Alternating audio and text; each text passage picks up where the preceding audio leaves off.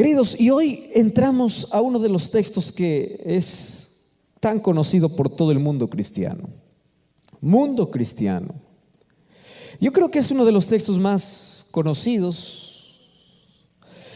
Y alguien mencionó de que si nosotros perdiésemos toda la Biblia y nos quedásemos con Juan capítulo 3, versículo 16 o 15 y 16, tendríamos luz suficiente como para entender la salvación. Porque ahí está la base de nuestra salvación. Para que todo aquel que en Él cree no se pierda, mas tenga vida eterna. ¿A quién dijo Jesús esto? A Nicodemo. Nicodemo, ¿cómo puedes nacer de nuevo? Recuerda el viento, el Espíritu Santo trabaja en silencio. ¿Cómo puedes nacer de nuevo? Recuerda la serpiente que Moisés levantó en el desierto. ¿Para qué? Versículo 15. Todo aquel que en Él cree no se pierda, sino tenga vida eterna. Y ahí viene el versículo 16, que algunos ni siquiera necesitan leer, ¿verdad? Porque está en la mente. ¿Cuántos saben este versículo? ¿Cómo dice? Porque de tal manera amó Dios al mundo, que dio a su Hijo unigénito, para que todo aquel que en Él cree. ¿Qué cosa dice el versículo 15? Todo aquel que en Él cree. ¿Qué dice el versículo 16? Para que todo aquel que en Él cree no se pierda, mas tenga vida eterna. Versículo 17. Dios no envió su Hijo al mundo para condenar al mundo, sino para que el mundo sea salvo por Él. Versículo 18, una vez más, ¿qué dice? El que en Él cree no es condenado, pero el que no cree ya ha sido condenado porque no ha creído en el unigénito Hijo de Dios. Versículo 18 o 19. Y esa es la condenación: la luz vino al mundo, pero los hombres amaron más las tinieblas que la luz, porque sus obras eran malas. Todo aquel que hace lo malo aborrece la luz y no viene a la luz, porque sus obras, o para que sus obras no sean reprendidas. El que practica la verdad viene a la luz, para que sea manifiesto que sus obras son hechas de Dios. En el versículo 21 terminó la conversación con Nicodemo. A partir del versículo 22, ahí está contando otra historia. En estos 21 versículos, Jesús es quien termina explicando a Nicodemo. Ustedes saben que en la Biblia no hay muchos detalles de todas las historias. Por ejemplo, aquí yo no encuentro la respuesta de Nicodemo. No la encuentro. No encuentro la despedida de Nicodemo. Solamente encuentro el saludo, ¿verdad? Vino y le dice: Rabí, sabemos que has venido de Dios. Jesús le dice: mira, tú tienes que nacer. Y la conversación de todo ese diálogo es nacer, nacer, nacer y nacer. Le explica cómo nacer, le explica la obra del Espíritu. Pero ¿qué me impresiona? En lugar de que Jesús termine haciendo un llamado, ¿verdad? Haciendo una invitación para Nicodemo, por supuesto que él hace, pero él se centra en una sola palabra, que es la palabra creer. Versículo 15 dice: todo aquel que en Él cree. Versículo 16: para que todo aquel que en Él cree. Versículo 18: el que en Él cree. Oiga, tan importante es para Jesús creer. Sí, porque la salvación, ¿por dónde comienza? Por creer. Miren, creer parece tan fácil, pero no lo es. Parece fácil. Un día, Pablo y Silas fueron encarcelados.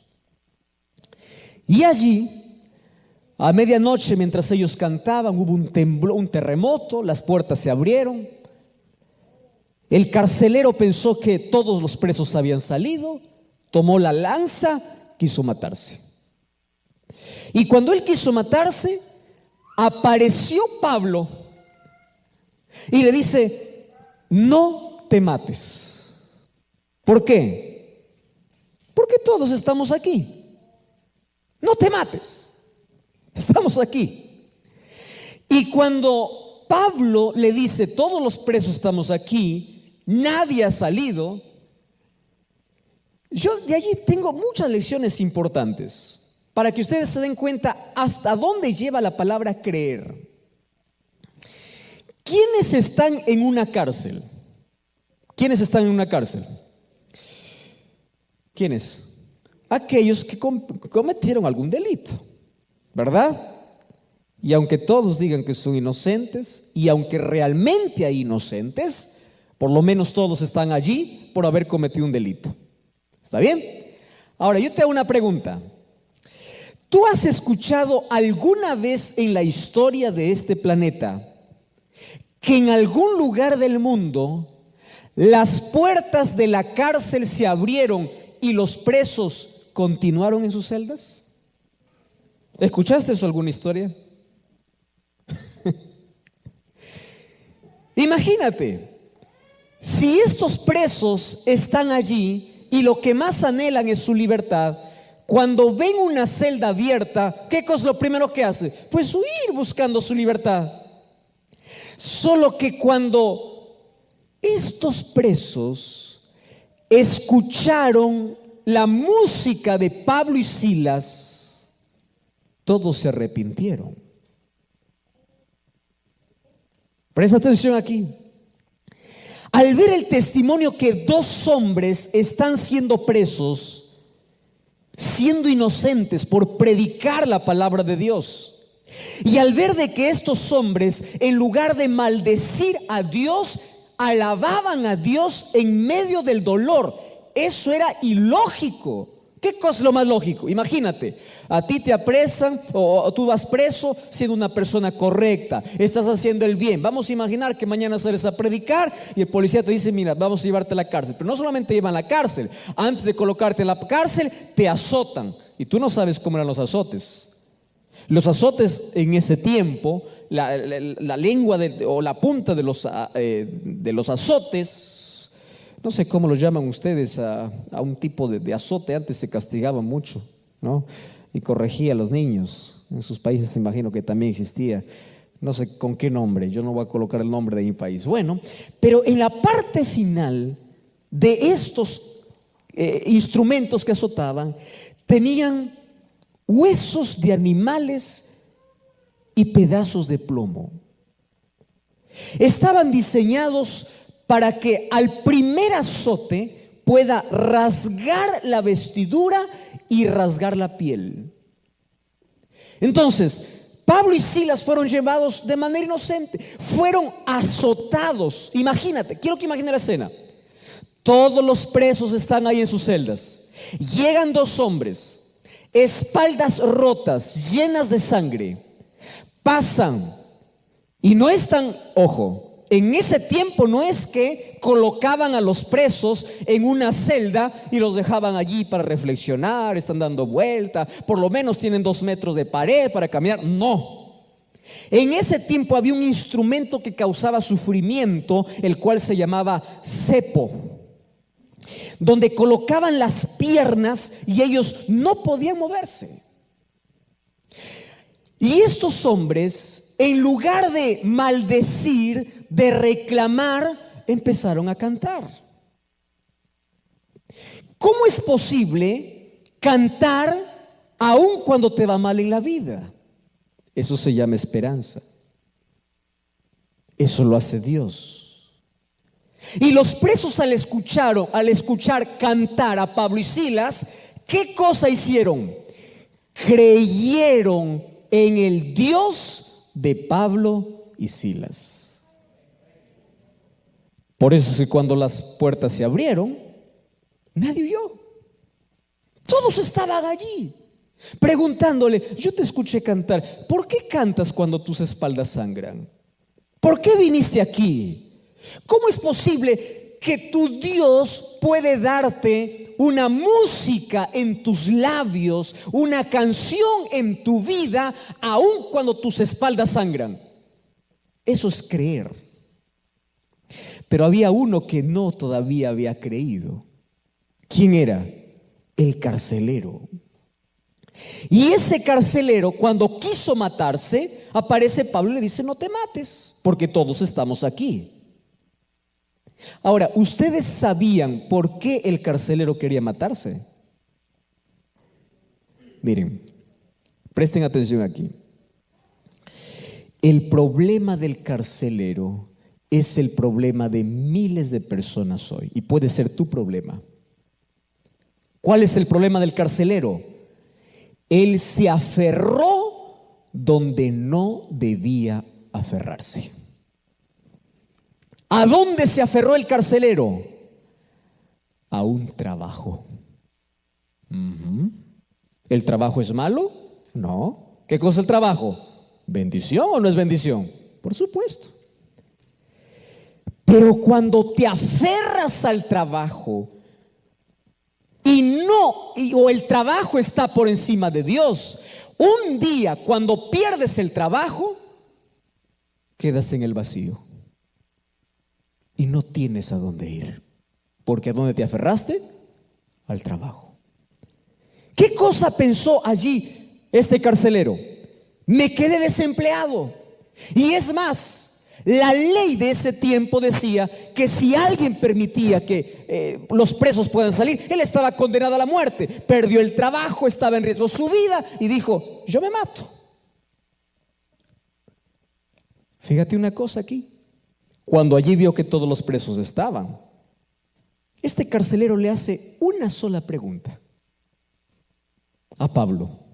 Y le dice así: señores, a Pablo y Silas, ¿qué debo hacer para ser salvo? Interesante. ¿Qué debo hacer? Y Pablo no le dice: mira, para ser salvo tienes que cumplir 600 leyes. No. No le dice: para ser salvo tienes que hacer penitencia. No. No le dice: mira, para ser salvo tienes que mirar por donde caminas. Esto es pecado, esto no es pecado. Deja esto, no deje lo otro. No. Le dice: ¿quieres ser salvo? ¿Cuál fue la respuesta de Pablo? Cree. Cree. ¿De dónde sacó Pablo aquí su teología de salvación? De Juan capítulo 3, versículo 16. ¿Qué cosa dijo Jesús? El que cree. Y Pablo le dice: cree. ¿Y sabes qué cosa me encanta de esta historia? Que el carcelero dice: creo. Los llevó a su casa, lavó sus heridas y en esa misma noche se bautizó. Oiga, qué impresionante. No me digas que el carcelero no creía en Dios antes de que ocurriera eso. Él creía en Dios, por supuesto que sí.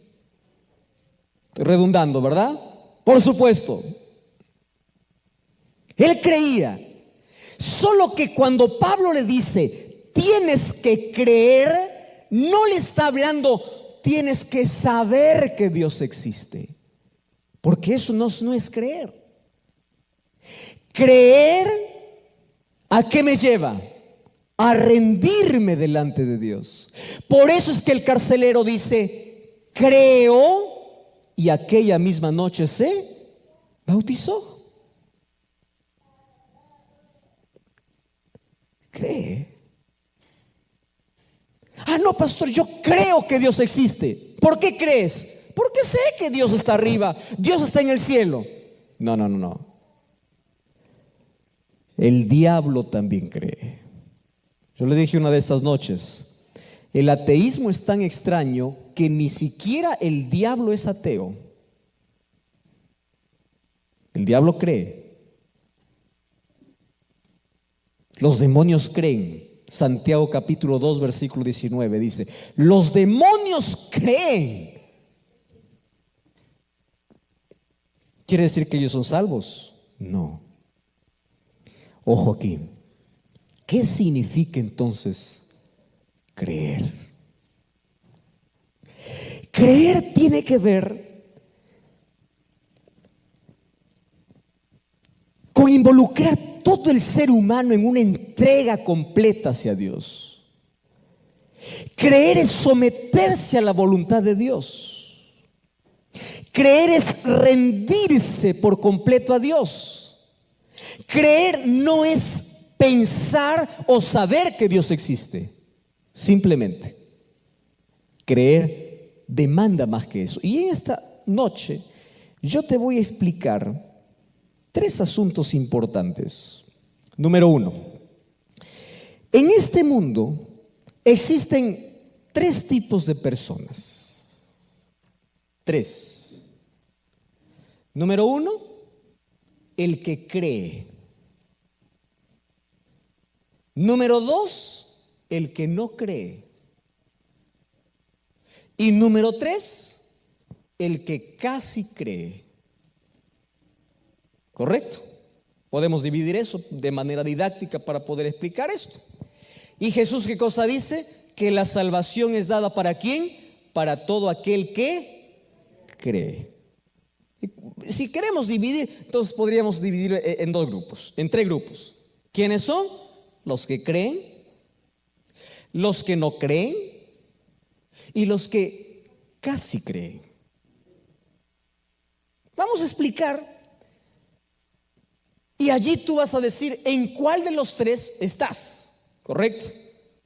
Tú mismo vas a decir, yo estoy en el, pero ahí tú puedes cambiar, yo estoy en el 1, en el 2, en el 3, yo puedo cambiar del 3 al 2, del 3 al 1, etc. Voy a comenzar por lo más simple, por aquello que no necesita explicación, y es aquel que cree. ¿Quién es aquel que cree? Aquel que cree es alguien que se va al aeropuerto, sube a un avión sin conocer al piloto, se sienta sabiendo de que ese avión va a volar y a él no le importa ni siquiera quién es el que conduce el piloto, nunca lo ve su cara, apenas escucha su voz cuando el avión está despegando, pero él cree que hay un piloto, aunque nunca lo haya visto en su vida. ¿Qué cosa hace? Cree. Correcto. Nunca lo viste. El avión despegó, tú tienes fe. El avión está volando, tú tienes fe. El avión aterriza, tú tienes fe. Nunca saludaste al piloto, nunca te tomaste una foto con el piloto, pero tú creíste en un piloto que nunca viste. ¿Qué cosa es eso? Creer. Correcto. ¿Qué cosa es creer? Es ir a una farmacia y allí o ir al médico que probablemente por primera vez lo conoces en tu vida. Tú no sabes si es médico, ¿por qué no o si es alguien profesional o alguien que se disfraza? Tú no le estás pidiendo todos sus títulos, todos sus honores. Sabes que es médico porque colocó un consultorio y tiene alguna recomendación. Creer es ir a la oficina del médico, decir, este es mi problema, y el médico me da una medicina, y yo no discuto al médico. Yo no le digo, oh médico, a mí me parece que la otra medicina está mejor. No, el médico me dijo esta. Creer es ir a la farmacia y decir, deme esta medicina. ¿Por qué? Porque yo creo ¿en quién? En el médico. ¿Eso qué cosa es? Creer. podemos trasladar esos dos ejemplos al lado espiritual. ¿Me acompañan? ¿Sí? Miren, ahora aparece Dios. Vamos a tomar el ejemplo del piloto. ¿Está bien? Dios te dice, sube al avión. Y tú dices, no, no subo. ¿Por qué? Porque yo no he visto a Dios. Yo quiero verlo. Tengo que conocerlo. Yo tengo que verlo. Tengo que experimentarlo. Si no, no me subo. Entonces, sí, sube. Yo voy a conducir. No. Yo no solo quiero escuchar voz. Yo quiero ver. Mira cómo es el ser humano. Cree en un piloto que jamás ve, pero no quiere creer en un Dios cuando le llama. Curioso, ¿verdad? Y no está dispuesto a creer. Entonces, ¿quién es aquel que cree? El que cree es aquel que dice, yo no veo el piloto, pero yo sé que este avión me lleva al cielo. Yo me subo porque sé que ahí está Dios. Y sé que ahí está Dios porque yo escucho su voz a través de su palabra. Yo no necesito evidencias. Yo no necesito saludar al piloto. Yo no necesito darle indicaciones por dónde me debe llevar el piloto, porque el piloto sabe por dónde llevarme. ¿Qué cosa es fe? Es subir al avión, sentarse y creer. Vamos al otro ejemplo del médico. Hay personas que reconocen su situación espiritual y van a Cristo. ¿Quién es Cristo? El médico.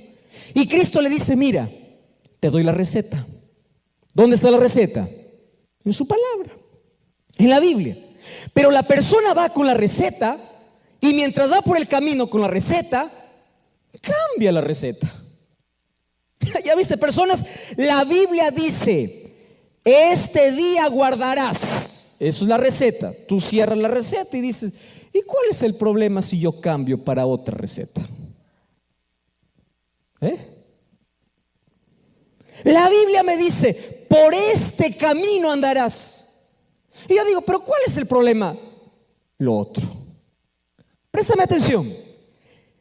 Es más fácil creer en un médico y no cambiar la receta que el médico te da, pero qué difícil es aceptar sin discutir lo que Dios me dice en su palabra. ¿Entendiste qué cosa es creer? Creer es ir al médico, aceptar la receta, no cambiar la receta, seguir las instrucciones que el médico me da, porque yo creo en el médico. ¿Se comprendió qué significa creer? Vamos al segundo. No creer. Aquí ya no voy a gastar mucho tiempo, o mejor, nada de tiempo. Aquel que no cree, no cree. ¿Correcto? No cree.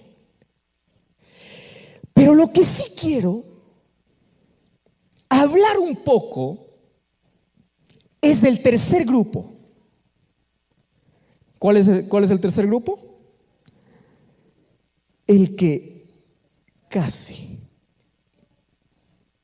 A ver, vos solamente para recordar. ¿Cuál es el primer grupo? ¿Qué cree? ¿Cuál es el segundo grupo?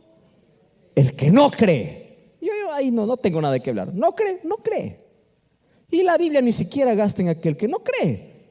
¿Qué cosa dice? El que no cree ya ha sido condenado. Punto final. Pasemos mejor al otro grupo. Ya ha sido condenado. Ahora, ¿dónde gasta más tiempo la palabra de Dios? En aquel que cree y en el tercer grupo. Porque présteme atención aquí. Los que creen son un grupo pequeño. ¿Correcto? No todo el mundo cree. No todo el mundo coloca su vida bajo el control de Dios. No todo el mundo se deja guiar por Dios. No todo el mundo. Pero existe el otro grupo, aquel que no cree. No es un grupo mayoritario. No. Aquellos que dicen no creer son aquellos en su mayoría porque han tenido alguna experiencia desagradable en la vida y dicen, yo no creo en Dios. Saben que yo he conversado con varias personas que dicen, mire pastor, yo soy ateo. A mí no me venga con Dios, no me diga de Dios. Pero no es un ateo científico, no es un ateo que se fue a un laboratorio por querer comprobar la existencia de Dios. Cuando tú conversas con alguien que dice que es ateo, en su mayoría es alguien que ni siquiera conoce que es un ateo o quién es un ateo. Porque algunos dicen yo soy ateo solamente porque dicen yo no creo en Dios. Y si tú le dices explícame por qué no crees, él no te va a dar razones. Pero la mayoría dice ser ateo por una razón. ¿Sabes por qué razón? Porque hay tantas preguntas sin respuestas en su vida. Tantas veces que enfrentó el sufrimiento, él no tuvo cómo explicar ese sufrimiento. Y es por eso que dice, si existe todo eso, yo no creo. Punto final. Se cierra. ¿Es un grupo grande? No. Es un grupo también pequeño, un grupo de menor cantidad. Ustedes saben dónde está el mayor grupo. En el tercero. En aquel que cree y no cree. Aquel que cree que Dios existe, pero no le entrega su vida. Aquel que sabe que Dios es real, pero no está dispuesto a tener una relación con Él. A ver, les explico mejor a través de una historia. A mí me encanta cuando me cuentan historias porque yo así aprendo mejor. Yo no sé si ustedes también. Esta es una historia muy conocida de un malabarista que estaba cruzando allí un inmenso abismo. Entre un lado y el otro colocó allí dos estacas, ¿verdad? Y ahí colocó una cuerda en el centro y la gente estaba allí para ver este equilibrista, malabarista, diciendo, wow, impresionante. Y él desafió a todos y dijo, miren, yo voy a cruzar de este lado hacia el otro lado caminando, en una sola cuerda. Y toda la gente estaba ahí a la expectativa, todos los medios de comunicación, todos con sus cámaras, todos grabando, porque toda la expectativa, imagínate cuánta altura él podría caerse. Y bueno, ante el aplauso de toda la gente, él empezó a caminar de un paso, dio 2, 3, 4, 5, llegó a la mitad, la gente empezó a aplaudir, fue para el otro lado y ahí estaba otro grupo esperándolo. Correcto. Cuando llegó al otro lado, la gente estaba boquiabierta. Entonces aquel malabarista o equilibrista se acerca a uno de aquellos que estaba aplaudiendo y diciendo bravo, wow, extraordinario. Ojo, le estaba viendo cómo ella cruzó y le dice, ¿tú crees que yo puedo volver al otro lado caminando? ¿Y qué cosa le dice ese? Sí, por supuesto. Si ya te vi venir, ya tienes más experiencia. Yo te he visto con mis ojos, ¿verdad? Allí caminar del otro lado, llegar sano acá. Entonces que tú me preguntas si puedes volver, por supuesto que creo, porque yo ya te vi. Y él le dice, ¿tú realmente crees que puedo volver? Sí, creo. Muy bien, le dice. Si tú crees que yo puedo volver, súbete a mi hombro y vamos los dos. Y el otro le dice, no, yo creo que tú puedes, pero subirme en tu hombro, no. Escúchame, ese es de aquel que casi cree. Si yo pregunto aquí, ¿cuántos creen en Dios? Levante su mano. Levante su mano. Ahora te pregunto, ¿ya te subiste en su hombro? No, eso no. Yo creo que Dios existe, ¿correcto? Yo sé que Dios existe, eso está bien. Pero que yo tome una decisión, que yo me bautice, que yo nazca de nuevo, que yo sea cristiano, eso no. ¿Qué tipo de creer es eso? Eso no es creer. Ese es estar en la misma condición de aquel que no cree. Préstame atención aquí. Si tú dices creer en Dios, pero aún no tienes una relación con ese Dios, tú estás en la misma situación que aquel que no cree. ¿Y la salvación para quién es? Para aquel que cree. ¿Te diste cuenta que creer no solamente es decir, bueno, Dios existe, Dios maravilloso, Diosito lindo, Dios? No, no, no. Creer demanda compromiso, demanda entrega. Muy bien. Entonces, si existen estos tres grupos, yo te voy a hablar en este momento de tres personajes bíblicos que van a representar a este grupo. ¿Está bien? ¿A qué grupo, de qué grupo estamos hablando? De aquel que casi cree. Casi. Tú sabes que el mundo o las personas que se quedan, que se pierden en este mundo, no estará lleno de personas incrédulas, de personas que no tienen conocimiento de Dios, de personas que toda la vida vivieron una vida desordenada. No, no, no, no.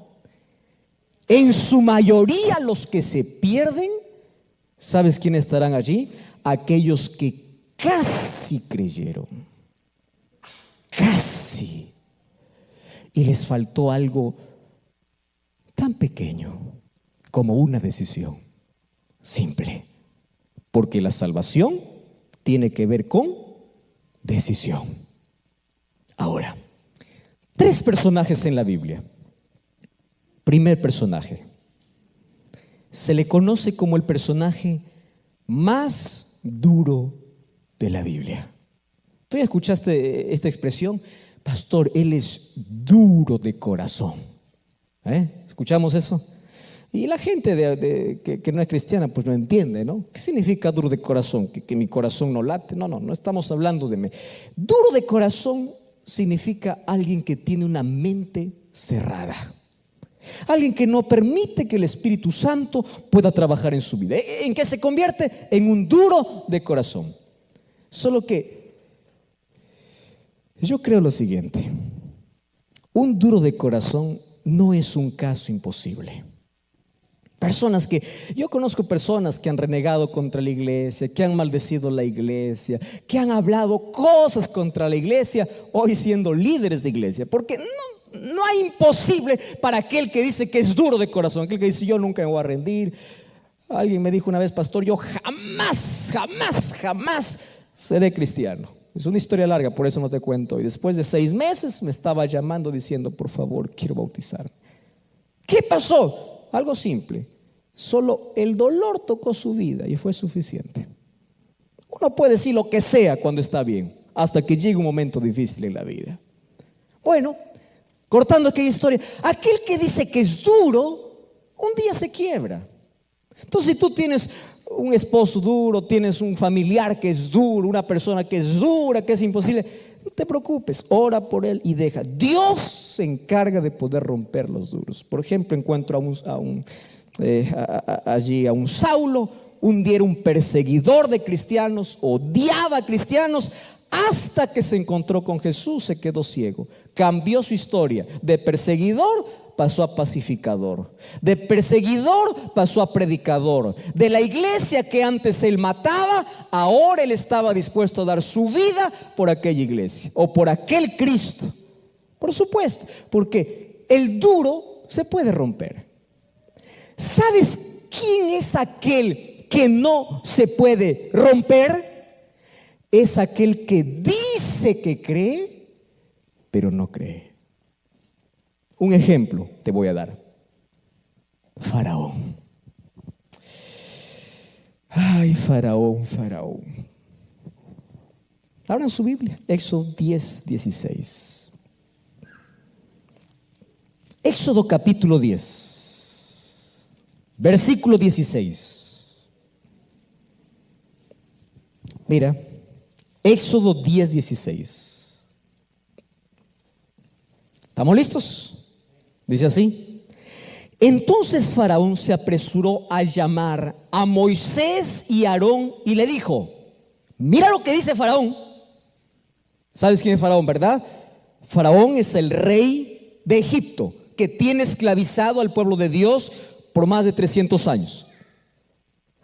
Más de 400 años. Entonces, él le dice, se apresuró a llamar a Moisés y Aarón y le dice así. ¿Qué cosa le dice? He pecado contra Jehová, vuestro Dios. ¿No les parece lindo este texto? Aparentemente está arrepentido o no está arrepentido Faraón. Sí. Él está diciendo, pequé. Y reconocer que tú has pecado es un paso ¿para qué? Para el arrepentimiento. El arrepentimiento comienza con el reconocimiento y dice, he pecado. Versículo 17. Ahora os ruego que perdonéis mi pecado. Solamente esta vez oren a Dios para que quite de mí esta plaga mortal. Y salió Moisés delante de Faraón, oró a Jehová. Jehová trajo un fuerte viento, quitó la langosta, arrojó al mar, ni una langosta quedó en el país.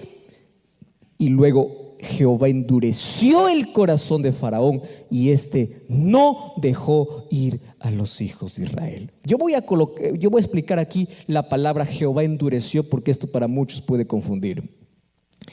¿Qué significa Jehová endureció el corazón? ¿Significa que fue Dios que dijo, ahora para que sufra más, yo le voy a endurecer? No.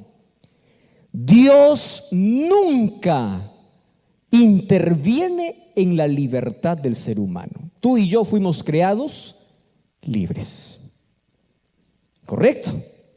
Libres para servir a Dios o para, si quieres, maldecir a Dios.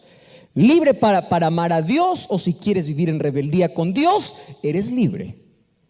Mas, ¿qué significa Jehová endureció el corazón? ¿Sabes cuál es un ejemplo práctico?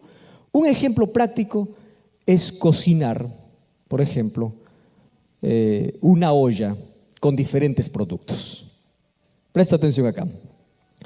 Tú colocas fuego en una olla y colocas huevos en la olla. El agua hierve con el fuego y esos huevos, antes de entrar a la olla, ¿cómo eran? Frágiles, ¿verdad? Se quebraban, ¿verdad? Muy bien. Después que pasa por el fuego, ¿cómo salen? Duros. Ahora te pregunto, ¿quién los endureció? El fuego. ¿Están de acuerdo o no? El fuego. Ahora, tú colocas en la misma olla donde los huevos se hicieron duros, colocas papas. ¿Está bien? Colocas papas. Y esas papas con el agua, nuevamente el fuego, lo hace hervir y luego sacas las papas. Ahora te pregunto, antes de que las papas entraran a la olla, ¿cómo eran? Duras. ¿Cómo salieron? ¿Quién los ensuaveció? El fuego. Ahora préstame atención aquí. El amor de Dios y la oportunidad que Dios da a todos los seres humanos, a algunos los endurece y a otros les hace sensibles. ¿De quién depende? ¿Del fuego? No. ¿De quién depende en el caso de la ilustración? De los materiales o de los productos. ¿De quién depende de que el amor de Dios me endurezca o me sensibilice? ¿De quién depende? De mí. Ahora fíjate, Faraón dice, he pecado, ahora sí estoy arrepentido. Pasa la dificultad y nuevamente, ¿en qué se mete Faraón? Se endurece contra Dios. Queridos, yo no llamo las 10 plagas de Egipto. Yo llamo 10 oportunidades que Dios le dio a Faraón para que pueda sensibilizar su corazón. Pero él no escuchó la voz de Dios. Yo conozco personas que dicen, pastor, si yo me sano de esta enfermedad, yo soy cristiano. Se sanan, pasa la enfermedad, pasó. ¿Tú ya te diste cuenta ¿Dónde corre la gente cuando hay un terremoto? ¿Tú ya te diste cuenta que aquellos que juraron jamás entrar a una iglesia, cuando se quedaron sin casa, cuando se los llevó todo el huracán, cuando el terremoto cayó todo, ¿dónde está esa gente? En la iglesia. Muy bien, pasa el terremoto, ¿a dónde vuelven? A su vida. ¿Conoces gente que cuando está en crisis viene a la iglesia? Pasa la crisis, ¿a dónde vuelve? A su vida. Y así se acostumbra aquel que escucha la voz de Dios y empieza a jugar con la voz de Dios. Faraones. Yo pregunto, ¿habrá algún faraón aquí hoy? No lo sé. Es posible. Solo te voy a decir algo. Qué peligroso es escuchar la voz de Dios y jugar con la voz de Dios. Qué peligroso. Primera historia. ¿Cuántas historias te dije? 3. Voy a la segunda. ¿Te acuerdas de Judas? Yo creo que todo el mundo conoce a Judas, no porque lo ha visto, sino porque conoce la historia de Judas.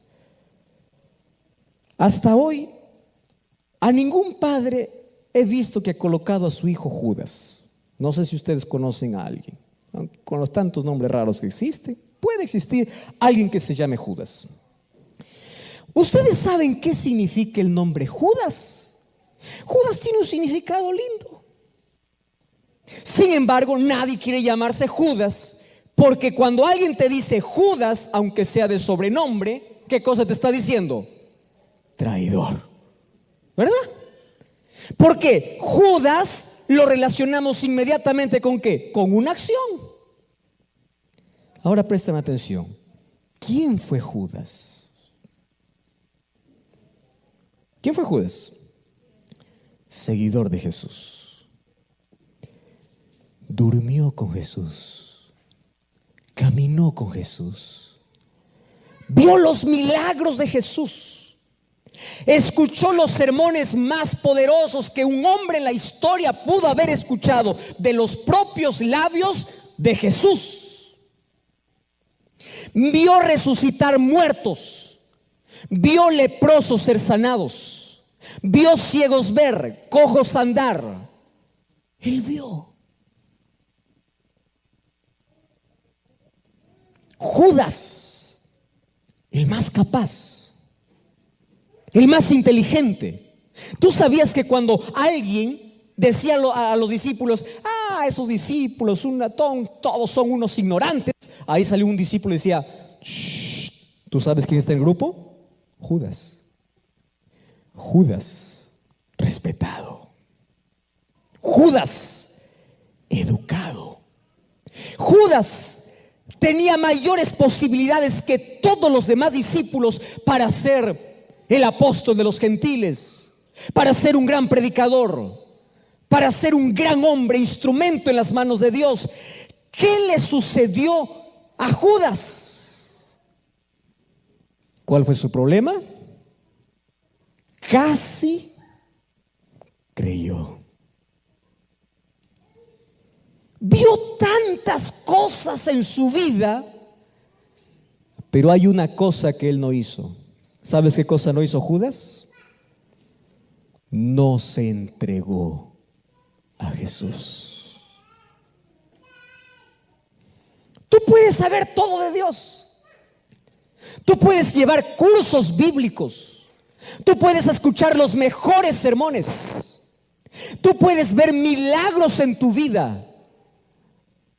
Pero aún así, todavía no te has entregado. ¿Quiénes son ellos? Judas.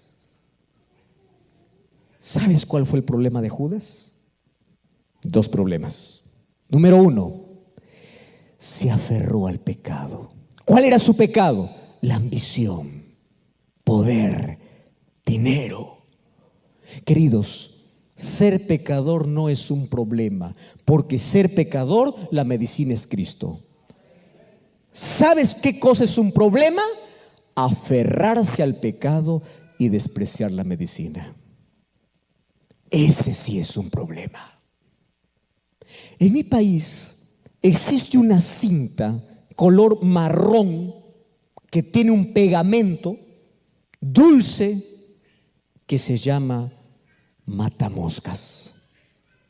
¿Ustedes lo conocen eso? ¿También existe aquí? Sí, también existe. Bueno, matamoscas fue creado para todo lo que una mosca desea. ¿Qué cosa desea una mosca? Dulce. Ustedes han visto con una mosca sienta, ¿verdad? Lava allí sus manos y yo no sé, empieza a chupar, empieza a descargar y todo. Y a la mosca le atrae mucho. Imagino que han hecho todo un estudio para que hagan el color incluso, para que coloquen el pegamento, aquello que parece miel, aquello que parece agradable. Muy bien, y tú lo colocas en el lugar donde todas las moscas se reúnen y las moscas se plantan. Y es más, las moscas parece que ven que otra mosca está disfrutando y dice, yo no puedo dejar que ese solo disfrute, yo también me voy, y se planta. Y los primeros segundos son de placer, ¿verdad? La mosca está allí, agradable allí, imagina absorbiendo aquel dulce y todo. Solo tiene un problema. ¿Cuál es el problema? Cuando quiere salir, ya no puede. El diablo hace lo mismo. Solo que el diablo no coloca matamoscas, ¿verdad? Coloca matahumanos. Se llama placer, se llama diversión, se llama todo lo que tú quieras. Y tú dices, todo el mundo está divirtiéndose, yo también me divierto. Y tú te vas y dices, sí, el placer es momentáneo, el placer es lindo. Solo que hay un problema. Cuando quieres salir, no puedes. Solo que para el ser humano existe una salida. ¿Cuál es la salida? Cuando estás atrapado en el pecado, Jesús te puede libertar. ¿Sabes quiénes se perderán? Aquellos que a pesar de estar aferrados al pecado, nunca quisieron despegarse del pecado. Ellos se pierden. Nadie no va a ir al cielo por las cosas que hizo o no hizo. Vamos a llegar al cielo por cuánto nos rendimos delante de Dios. ¿Cuánto dependemos? ¿Cuál fue el problema de Judas? Se aferró donde no debería aferrarse. ¿Y cuál fue el segundo problema de Judas? El segundo problema de Judas, ¿saben cuál es? Es que él perdió la sensibilidad. Cada vez que escuchaba un sermón de Jesús, él sentía la necesidad, pero él no se entregó. Y yo estoy hablando aquí esta noche para varias personas que escuchan un llamado de Dios. Escuchan una vez, escuchan dos veces, postergan una vez, postergan dos veces. Aquel que se acostumbró a postergar siempre tendrá una nueva excusa para postergar. ¿Y cuál es mi mensaje ahora? Qué peligroso es escuchar la voz de Dios y no entregarse. Termino con la tercera. La Biblia me cuenta de un hombre en el libro de Hechos, capítulo allí 26, versículo 28. Un hombre que se llamaba Agripa. ¿Cómo se llamaba ese hombre? Agripa. Él era un rey, él era un gobernador, tenía autoridad, tenía poder. Un día cuando Pablo se colocó allí delante de él, él expuso su testimonio, él le dijo que hay un Salvador, le predicó acerca de Cristo, le dijo lo que Dios es capaz de hacer por su vida. Solo que Agripa le dijo así a Pablo. Vamos a Hechos, capítulo 26. Mira Hechos, capítulo 26, versículo 28. Hechos 26, 28. Wow, impresionante. Dice así: entonces Agripa dijo a Pablo, ¿qué cosa le dice? Por poco. ¿Cuánto le falta a Agripa? Poco. ¿Por poco qué? Por poco me convences y me hago cristiano. ¿Ustedes sabían que esa era la última oportunidad para Agripa? Nunca más vio a Pablo. Y no tenemos un registro de un arrepentimiento de Agripa. ¿Sabes cuál es la lección de Agripa? Qué peligroso es comprender quién es Jesús y por un poco no entregarse. Entonces hoy yo te voy a hacer un llamado en el nombre de Dios.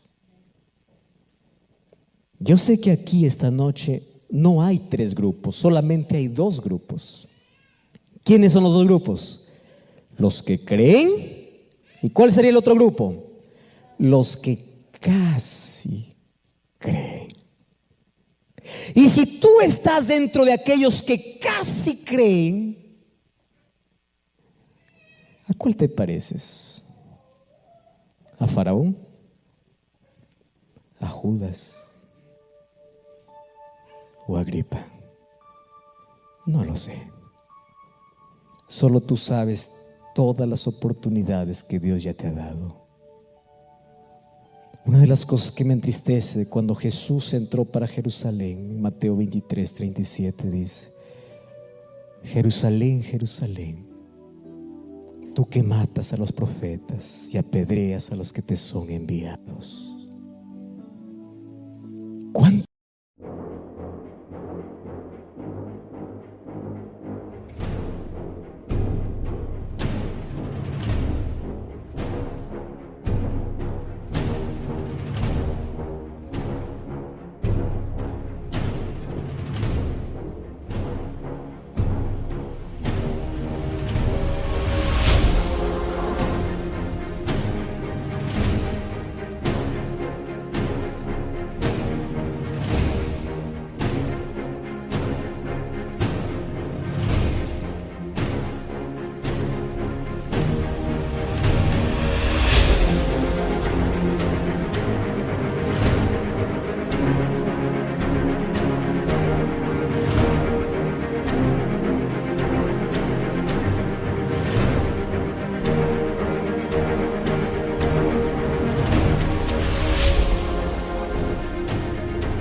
veces quise juntarte, como la gallina junta sus polluelos debajo de sus alas,